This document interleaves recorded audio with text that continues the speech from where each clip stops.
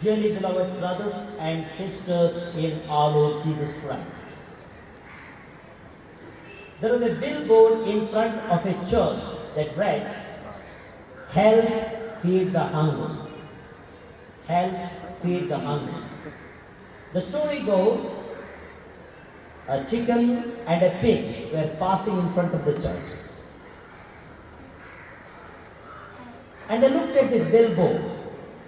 And the chicken immediately reacted. "I think we need to contribute something."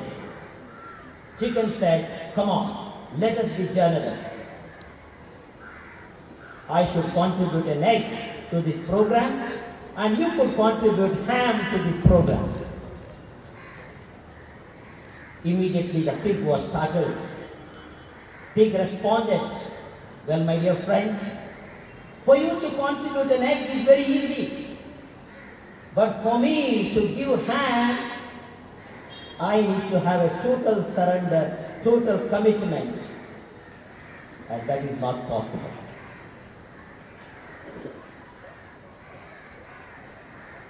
When you go through today's reading, the widow's mite, Jesus appreciates the woman, the widow, who contributes 2 copper coins. And there itself it is written, compared to the large sum that was poured into the treasury by the rich ones, it is negligible, it is nothing. But Jesus draws the attention of his disciples and says, "This poor widow has contributed more than anybody else because she has given the entire livelihood. That's why her contribution is great." An American preacher one day was just telling me, "Father Archie, you know, if our Catholic Church and its charities go on, it is not because of the rich, but because of many widows' mite." And that has been the experience of every one of us, the great sacrifice of many poor ones, the marginalized ones, especially the widows, is making the church go on with its life and mission.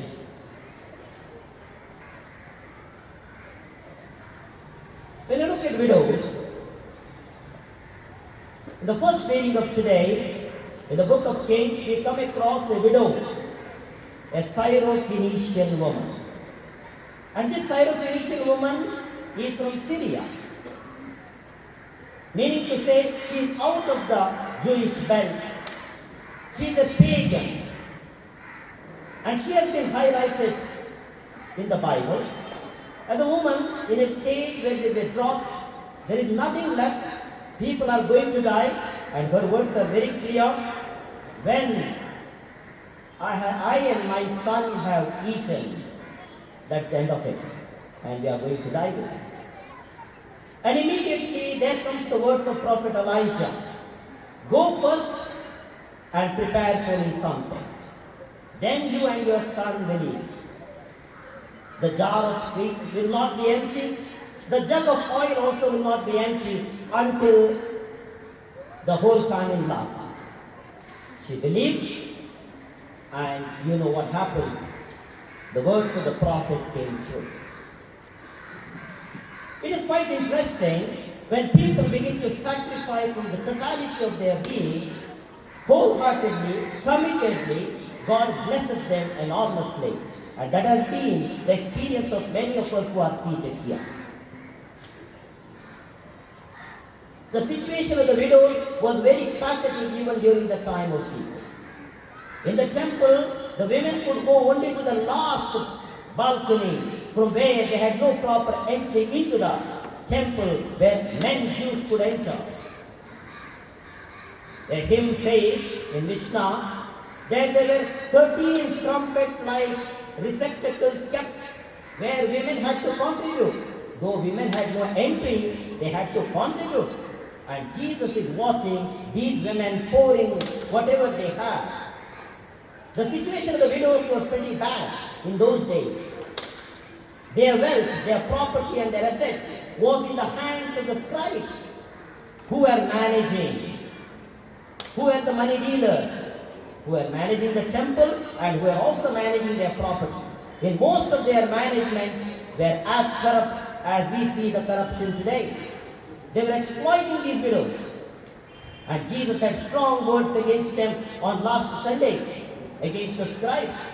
And today again, the scribes are going with long phylacteries, the white robe, and they are performing themselves as great people. Jesus condemns them vehemently. Some people begin to interpret today's gospel, saying that it is not only the generosity of the widow that needs to be appreciated, but on the hand, there is a serious condemnation of the scribes who are exploiting. It is a movement against corruption in the Jewish society. The Jewish society was known for many rituals, and the scribes were never paid. They had no fixed salary as the others had. Since they had no salary, they were exploiting as much as possible. Initially they were poor, but later on they began to grow in wealth. They wanted the high places. They wanted to be saluted. And they were the ones who became a threat to the widows. And Jesus begins to highlight the character of the scribes. When you think of widows, I would like to bring in a personality, Saint Elizabeth of Anne-Seton. A noted woman who at the age of 19 in New York married a very rich man, William Seton. She was very fabulous, being from Italian origin. Her dress braided. She wanted always like the public places of honor. And having married a rich businessman, she thought, I am someone in the society. She had 5 children. Life went on as normal. But all of a sudden, the husband lost all his money, and on the other hand, he died because of tuberculosis. In those days, it was an incurable disease. At the age of 30, this woman was left penniless and with 5 children. You can imagine what to do. She traveled back from Italy to New York. She was thinking what to do now. My situation has changed. I am a penniless widow. She walks up to Baltimore.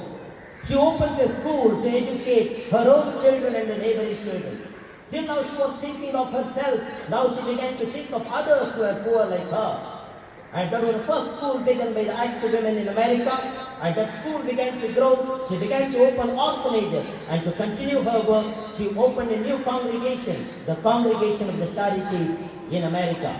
In the year 1963, she was beatified. In the year 1975, she became the first saint of America, Elizabeth Seton. I am highlighting the life of this saint because this woman, when she had plenty, she did nothing. When she had plenty of riches, she thought of herself, her dress, her public comfort, her public image. That was her first concern. When she became penniless, when she became poor, she surrendered herself unconditionally to the Lord. Look at the widow of Zarephath. She had nothing. She trusted Prophet Elijah's word, unconditionally surrendered. Look at the woman in the gospel. She also threw away the last 2 copper coins that she had because she had nothing to live on. My dear friends, we are certainly not penniless. What we need to bring about from these readings today is the attitude that we need to grow with. First of all, let us not underestimate any widow in our parish. It is the widows because of their loneliness maybe, because of their social situation maybe, because they are having no one to support, they fall back on the church and its activities. Most of the time, they are the ones carrying forth the charitable and pious activities of the parish. Let us respect them. Let us love them. Let us give them the true dignity which they deserve. Secondly, our attitude is one to appreciate someone who is rich and big, which is natural. When someone contributed 10 lakhs, it becomes headlines everywhere. Widows' might is always goes unspoken of, unseen in the church. But today is the time we are not to count on quantity, but on quality. We are to see at the person's attitude, the selfless giving in the service of the other. And this is what we are called to do. Bringing this message home to the youth gathered here. Dear youth, you may find that I am not that talented. A bunch of youth came here and performed beautifully. someone might be feeling that, "Chef, they are fantastic. I am not able to dance. I am not able to sing. I am not able to perform. I am not as talented as these are, so I relegate myself." No, Jesus is touching you. Jesus is calling you. Jesus is telling you today, give unconditionally. And when you give yourself unconditionally to Jesus, you will perform miracles. From your nothingness, you become everything for the Lord. I can tell you as the provincial of the Carmelites, we have seminarians who are highly talented and vibrant.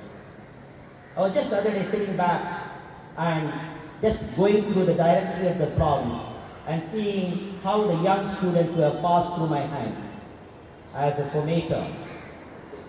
And some of them who were practically, when in those days I thought, these are not going to be worthwhile. These are not going to do great things. All my calculations have been topsy-turvy. They are the ones today are holding very important landmark positions in the province, wherein they are contributing great because their selfless commitment to the life of prayer, selfless commitment to the gospel, and selfless giving for the needs of the church and the order at large. Dear brothers and sisters, as we pray in a special way today on this passage of the Bible, on the widow's mite, let every one of us be generous. Let everyone go outside our own boundaries. Sometimes we have put the Lakshman Rekha around us and we are sitting cocooned inside.